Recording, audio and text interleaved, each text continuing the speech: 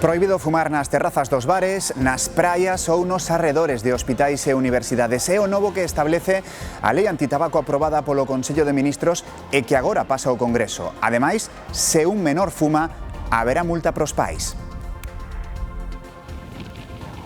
Desde mañá xa se pode circular por este novo treito da autovía que une Santiago e a Estrada. Esta tarde o presidente da Xunta inauguraba así, con este percorrido en moto, eses novos 4 kilómetros entre a Ramallosa e Pontevea. Alfonso Rueda di que a prolongación desta autovía é o exemplo da aposta da Xunta por vertebrar Galicia con estradas máis seguras, cómodas e sostibles. O traballo dos corpos e forzas de seguridade é sempre de vital importancia, pero pola noite o seu labor convértese en imprescindible. Acompañamos unha patrulla da Policía Nacional en Santiago para comprobar como se desenvolven nas quendas nocturnas. Boas noites. O Goberno endurece a lei antitabaco e establece multas pros que non cumpran. Os pais terán que pagar ata 200 euros se un menor ao seu cargo vapea ou fuma. Acender un cigarro ou un vapeador nun lugar prohibido como as terrazas pode ascender ata os 600 euros de sanción. No caso de que un bar ou empresa permita fumar aos clientes, a infracción considerase grave e a sanción, ollo porque vai, entre os 600 e os 10.000 euros. E as multas por infracción moi grave chegan aos 600.000 euros, por exemplo, en casos de publicidade encuberta. Esta era unha contorna laboral común antes da Lei contra o Tabaquismo de 2010. Podíase fumar prácticamente en todas partes e deixouse de facer ata no interior dos bares. Coa reforma que propón agora o Goberno, tampouco se poderá fumar nas terrazas. Una familia que se sienta a tomar un café, que se sienta a comer, una embarazada, un paciente asmático, un paciente con alguna patología crónica, cualquiera que se quiera tomar un café o que quiera disfrutar de su ocio libremente en una terraza debería poder hacerlo sin que el humo de las mesas de alrededor forme parte del menú. Tamén amplía a prohibición de fumar a praias, piscinas, campus universitarios, marquesiñas de autobús, espectáculos ao aire libre e a menos de 15 metros de centros escolares ou sanitarios. Para reducir el consumo y también cerrar algunas lagunas legales que existen que han aprovechado los nuevos productos. Por iso a futura lei de superar o trámite parlamentario inclúe nas restriccións os novos produtos como vapeadores ou bolsas de nicotina. A norma prohibirá o consumo de tabaco e destes produtos derivados aos menores. Agora só é ilegal vendérllelos. No veo necesario una ley tan restrictiva. Vale que yo tengo derecho a fumar, pero la gente que está a mi alrededor y no fuma no tiene por qué tragarse el humo que yo estoy fumando. Probablemente que se reduzca mucho el consumo de tabaco, sí.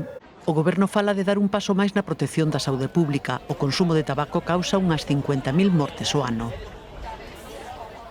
O proxecto de lei do medicamento tamén trae novidades importantes. A norma introduce cambios relacionados co abastecemento de fármacos e o sistema de prezos e permite que enfermeiras e fisioterapeutas poidan prescribir medicamentos dentro da súa competencia.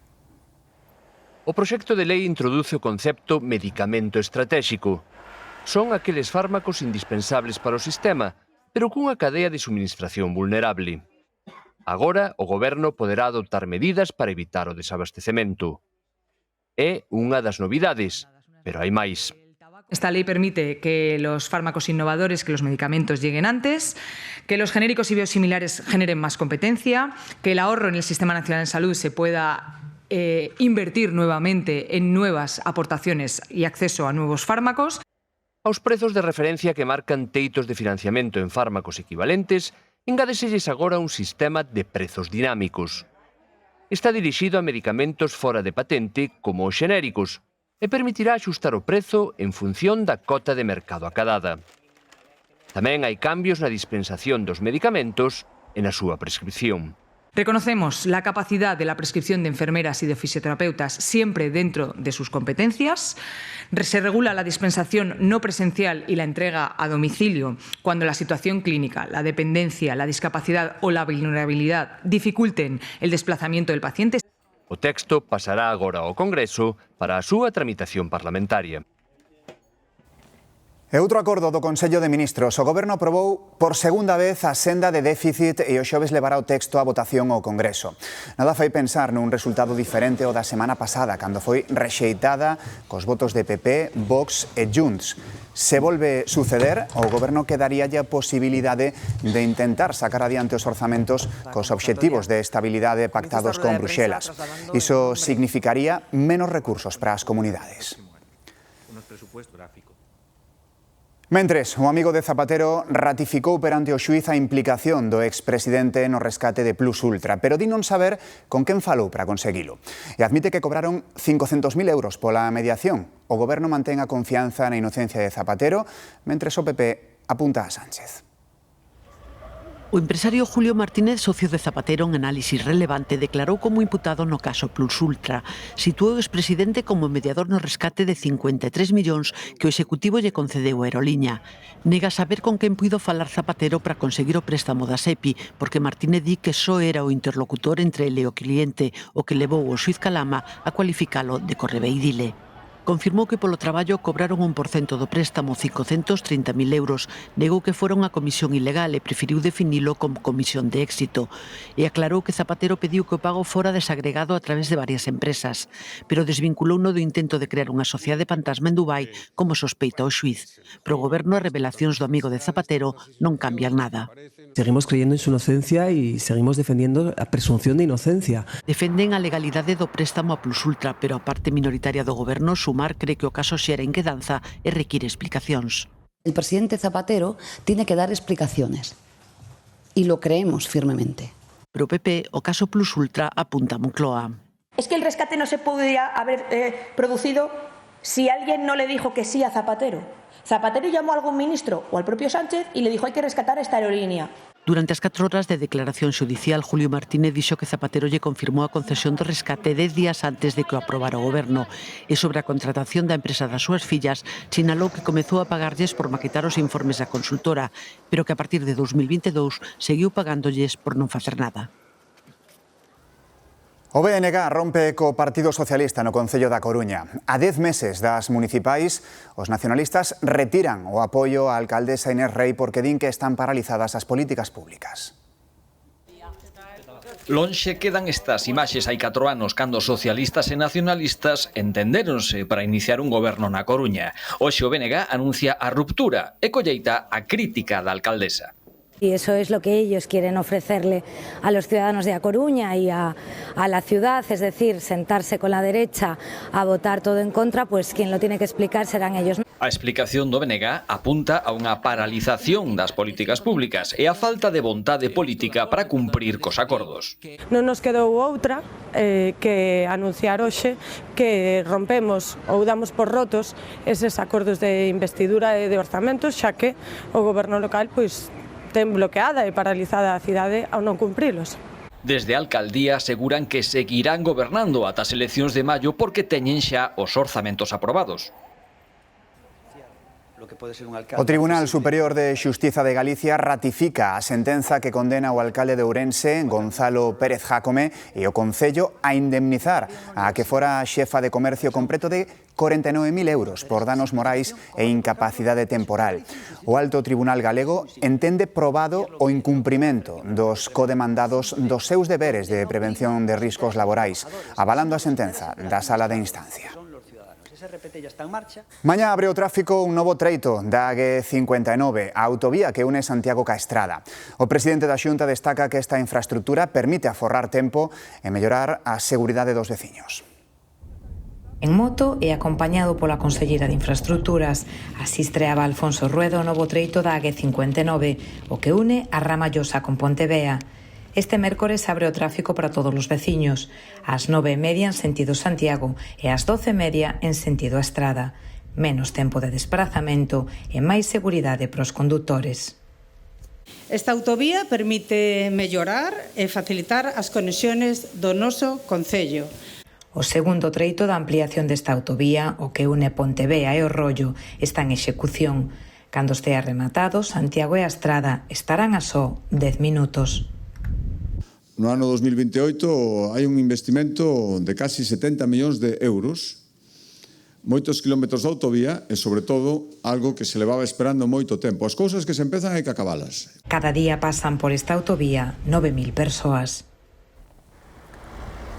Rueda tamén anunciou hoxe a licitación das obras do último treito da Rolda Leste de Ourense, que completará a circunvalación sur da cidade. Investirán case 13 millóns de euros nun tramo de quilómetro e medio que unirá Benposta ca autovía das Rías Baixas. Unha obra complexa que aliviará de tráfico os centros de Ourense e San Cibrao das Viñas ao absorber uns 9.000 vehículos que circulan entre os polígonos industriais da contorna. Prevén adxudicar as obras antes de que remate o 2026 e telas rematadas en 2 anos e medio. Navantia Ferrol pisa o acelerador. Coloca con 7 meses de antelación a quilla da fragata F-113. Adianta así o proceso de construcción deste novo buque da Armada. Actualmente no estaleiro de Ferrol están en construcción 4 fragatas que incorporan a tecnoloxía máis avanzada para facer fronte a escenarios de guerra híbrida con novas ameazas. E o Hospital de Santiago incorpora nova tecnoloxía nas súas intervencións. Conta cun novo robot para operacións de columna de alta complexidade. O obxectivo é que as intervencións sexan menos invasivas, máis rápidas e con menos complicacións para o paciente. O CHUS será o primeiro hospital público de España que dispoña desta tecnoloxía. Máis asuntos, seguro que lembran os incendios provocados por un tren ao seu paso pola provincia de Ourense a semana pasada, ata 8 focos. A Xunta pídelle ao Adif que reforce a roza do entorno das vías para evitar que se repitan situacións desta índole. A titular de Medio Rural remitiulle unha carta a esta entidade pedindo explicacións. Pedimos que detalle as accións preventivas que levaron a cabo neste ano 2026 para manter as vías libres de maleza, si esas vías, pois, se fixo algún traballo de desbroce nelas, e se non se fixo, pois, pedir que a maior axilidade xestionen esa maleza. As sucesivas vagas de calor do verán en España están a encadear grandes incendios forestais que levan 90.000 hectáreas arrasadas, 4 veces máis ca o ano pasado. Dos activos, o máis grave é o de La Mierla, Guadalaxara, con case 30.000, mentres que a provincia afronta outro incendio forestal que ameaza o xeoparque da UNESCO do Alto Texo. Alerta extrema na bisbarra de Molina de Aragón, en Guadalaxara, con novo incendio desatado en Selas, ao norte da provincia. Hai 6 localidades evacuadas. La meteorología que tenemos para este y sobre todo para los próximos días, el incendio de Selas también está progresando rápidamente y en alta intensidad. A chispa dun camión podería ser a causa deste incendio de nivel 2 que ameaza o xeoparque do Alto Texo. A Unidade Militar de Emerxencia sumouse aos medios aéreos e terrestres que traballan na zona, procedentes da Comunidade de Madrid, Castela León e Comunidade Valenciana. Tratando de controlar esos flancos y esa cabeza de nuestro incendio. O incendio de La Mierla na mesma provincia está lonxe de ser controlado. Xa arrasou máis de 29.000 hectáreas e desaloxou 33 poboacións, a maiores doutra en Soria polo fume. Llevamos por más de 90.000 hectáreas, 21 grandes incendios forestales en lo que llevamos de año. Esto supone, insisto, respecto a los 9 del año pasado, 4 veces más. Estabilizado o incendio de 5 villas, Aragón volve a arder en Ejulbe, Teruel, onde tamén se incorporou a Ume, co vento como principal inimigo. Suma 1.100 hectáreas ardidas e 3 vilas desaloxadas. No entanto, evolución favorable no incendio de Brieva en Segovia de nivel 2 que obrigou a evacuar 420 veciños de 8 poboacións e calcinou 3.000 hectáreas de pasto e cereal.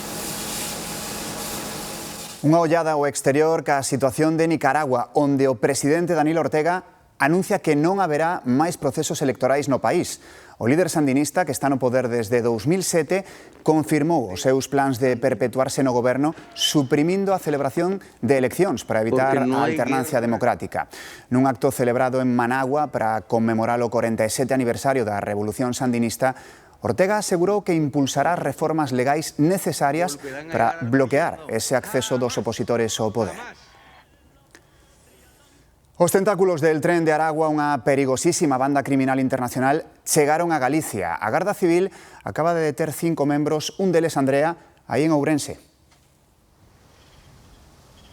Sí, unha detención e un rexistro domiciliarios que se levaron a cabo aquí na cidade de Ourense. A investigación comezou tras un roubo en León de 100.000 euros en xoias e outros 10.000 euros en efectivos. Ladróns escollían vítimas cun elevado poder adquisitivo, vixiaban ben a súa rutina e logo asaltaban as súas vivendas de forma violenta, mesmo chegando a talos con bridas e ameazalos tamén con armas. Hai 5 persoas detidas, das cales 4 xa ingresaron en prisión. Ademais, nestes rexistros domiciliarios tamén se detectaron cartos en efectivos, drogas sintéticas, armas, teléfonos móviles e tamén matrículas falsificadas.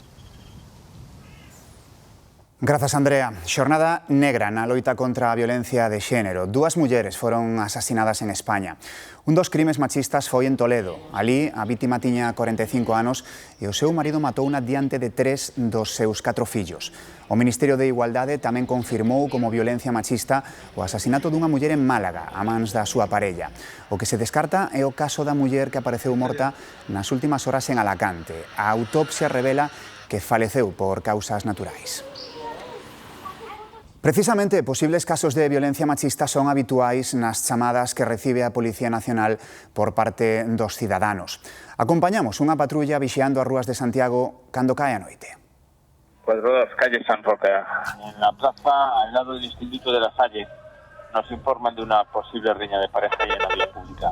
Esta foi unha das chamadas que recibiu a patrulla da Policía Nacional nunha noite de servizo. A cidadanía alertaba dunha lea de parella como proba da concienciación sobre a violencia de xénero. Espere por aí, caballero.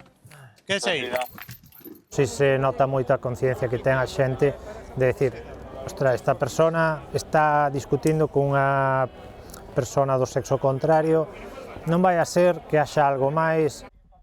Outro aviso tamén da cidadanía alertaba da presencia dunha persoa saltando o valo dun parque infantil pechado durante a noite. Unha violación de morada pública, pero sen maiores riscos. A maior parte da delincuencia, digamos, que temos habitual aquí na cidade ven derivada quizás do consumo de drogas, pequenos furtos, roubos con forza, interior de vehículo e demais. Sentes un momento, caballero. Boas noites. Detectaron consumo de estupefacientes prohibido na vía pública en varios puntos da cidade. A experiencia dos axentes no tocante ao comportamento é imprescindible. Porque te vi perfectamente, sino porque me paro. Mais ou menos tes controlado e ubicado as zonas, os sitios, máis ou menos. A xente é moi de ter algo preestablecido. Este tipo de delitos que son máis de corte baixo, digamos, non é delitos de criminalidade como pode ser o mellor asasinatos ou temas de outro tipo, de outra índole, non? Pero si é unha cidade tranquila. Recibido. A rapidez na actuación policial é determinante para coller os delincuentes coas mans na hallada, pero a observación tamén é decisiva. O equilibrio entre a empatía e a avaliación dos riscos é vital, pero comprobamos que a nosa colaboración cidadá ten moito peso para poñelos en alerta. A veciñanza de Galdo, en Viveiro, está farta de que os coches pasen a moita velocidade. Colocaron sinais e letreiros para chamar a atención e que os condutores circulen máis a modo. Unha estrada estreita, sen beiras rúas e con moita circulación. Pasan cientos de coches, yo tengo contabilizado hasta 60 coches en una hora. Y yo creo que eso es un martirio, el vivir aquí a 1,5 metros, como veis, de la carretera. En Galdo, no concello de Viveiro, pintaron sinais de 40 e recordan que alí aínda viven humanos. Persoas que para desplazarse non teñen máis opción que a estrada. Mari Carme ten 86 anos e xa non se lle ocorre pisar o asfalto. Mira os camións. Sabes? Porque valo de medo. Porque ca velocidade que pasan a mentírame. Nosotros venimos aquí 2 meses en verano, los 2 meses de verano estamos aquí y es que es una tensión constante, porque mira, ahora se van a cruzar justo 2. Y es que no entramos, los niños con la puerta cerrada en casa, porque tienes miedo de que abran la puerta y nada, a enseñarles que vayan muy pegados a la pared, pero es que vives muy nervioso. A estrada é da Deputación e despois de moito insistir, semella que van instalar reductores de velocidade. Dúas imaxes das nosas cidades. Santiago, Praza do Obradoiro. Así loce o Hostal dos Reis Católicos xa sen andamios tras meses cuberto polas obras de mellora neste edificio. As que seguen de momento son as gárgolas, cas súas polémicas lanzas metálicas. Pero Turespaña insiste en que en breve vai haber cambios. E en Vigo, a Feira do Libro Antigo reúne máis dunha decena de librerías especializadas de distintos puntos de España. Nun percorrido polos expositores, o público pode atopar milleiros de exemplares antigos, curiosos e algúns descatalogados e difíciles de localizar. A feira, que tamén ofrece revistas históricas e outras publicacións de interese para coleccionistas, estará aberta ata o próximo 2 de agosto. Se escoitan música a través de aplicacións, probablemente xa puideron comprobar como é a música feita con intelixencia artificial. Se cadra, nin se decataron de que non era unha banda real humana a que creou esas cancións. Dende a industria musical alertan da cantidade de música creada por IA. Ata onte un necesitaba dunha chisca de talento de algúns coñecementos sobre composición e interpretación de algún instrumento para facer unha canción e presumir dela. Hoxe basta con proporcionarlle algunha aplicación de IA, unha idea, unha escena ou simplemente unha referencia de estilo e o programa devolveche unha canción completa con letra, música e mesma voz. Algo moi parecido que pasa cos traballos académicos. Quen é o romántico artesán que os fais en ChatGPT? Nos acostumbramos un poco a soluciones fáciles, a soluciones rápidas, a no utilizar nuestra creatividad. Creatividade aparte, o problema que lle presenta a industria musical a crecente invasión de cancións feitas por IA é que saturan as plataformas de reproducción e detraen ingresos dos auténticos músicos, xa que teñen que repartir os cartos dun fondo común con creacións artificiais que se reproducen dun xeito exponencial. Algún xa apuntou que este é o maior escándalo na industria dende que pillaron co carreño dos xeados os de Milli Vanilli, que a principios dos 90 cantaban menos que un gato de cayola. Mais alá da creación, con que nos imos emocionar nun concerto? De quen imos ser fans? Dun robot humanoide que cante e baile como Shakira? Como U2? Non apostaría ningún café a que iso non vai suceder. Feitas todas estas preguntas en resposta, é bo momento para gozar de acordes humanos como estes.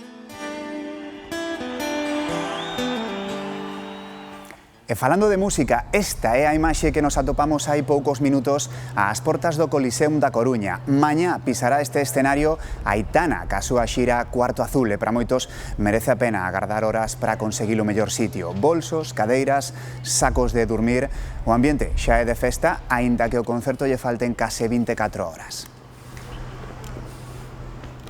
E en Vigo é a Chayanne a quen agardan con moita expectación. Aínda quedan 10 días pro seu concerto, pero xa houbo fans e fillos de fans que durmiron no Parque de Castrelos para conseguir unha entrada para ver o portorriqueño.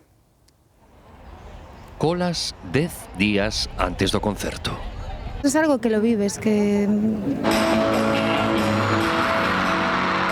Muchísimo, me encanta. Me gustan hasta sus zapatos. Y si eres fan de alguien, vienes. Y merece la pena, la verdad, para mí sí. Peregrinos musicais e impacientes. Poñían á venda as entradas para Chayanne ás 9 da mañá deste martes. Hai que aproveitar que ven aquí, a Parque Castrelos, para asegurar a entrada hai que facer noite. Levo dende as 4 da tarde de onte.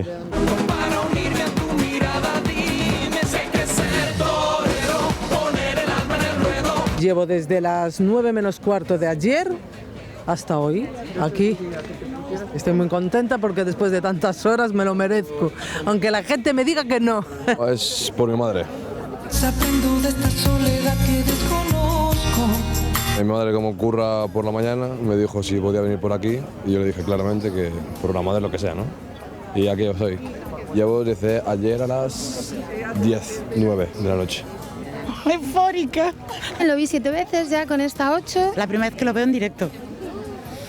Estoy muy nerviosa, muy emocionada. Por favor. Alegrías despois de toda unha noite baixo o ceo facendo cola. Y la que queda para cuando sea el concierto. O portorriqueño Chayanne o 30 de xullo en Vigo. Hoxe visitamos un museo pouco habitual que permite tocar as obras de arte. Estamos en Nápoles, na capela de San Severo, un edificio do século XVI que alberga unha das obras mestras da escultura, o Cristo Velado, de Giuseppe San Martino. Impresiona a capacidade do artista de traballar o mármore con esa precisión. Para que as persoas invidentes poidan percibir tamén esa delicadeza, o museo pon en marcha unha visita pioneira que permite tocar esta e outras pezas sen poñelas en perigo. Unha brillante idea. Feliz noite. Ata mañá.